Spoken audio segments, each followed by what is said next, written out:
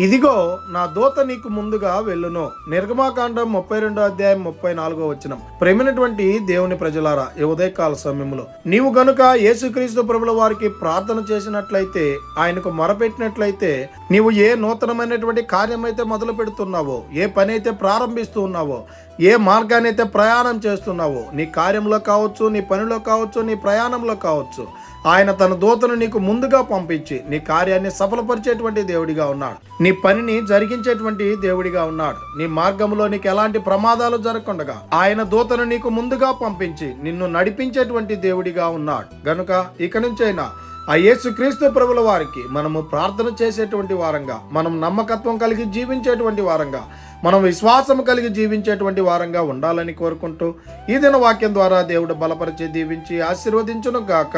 ఆమేన్. ప్రార్థన. మమ్మల్ని మిక్కిలిగా ప్రేమిస్తున్న ప్రియ పరలోకమందున్న మా తండ్రి, మీకే కోట్లాది వందనాలు, స్తుతి స్తోత్రాలు ప్రభా. ఈ ఉదయకాల సమయంలో ఈ వాగ్దానం ద్వారా మీరు మాతో మాట్లాడి మమ్మల్ని బలపరిచినందుకై వందనాలు ప్రభా.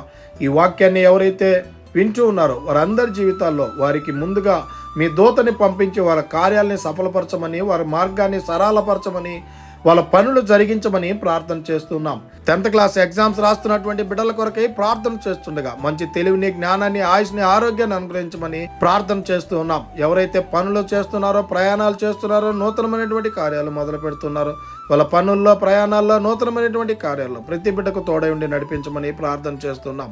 ఎవరు ఏ శ్రమల్లో, కష్టాల్లో, బాధల్లో, ఇరుకుల్లో, ఇబ్బందుల్లో, అనారోగ్య పరిస్థితుల్లో, ఆర్థిక పరిస్థితుల్లో ఉన్నారు, వారందరినీ మీరే ఆదుకోనమని, అట్టి స్థితి నుంచి ప్రతి బిడ్డను విడిపించమని యేసుక్రీస్తు పరిశుద్ధ నామమున అడిగి మరి ప్రార్థిస్తూ వేడుకుంటున్నాము తండ్రి.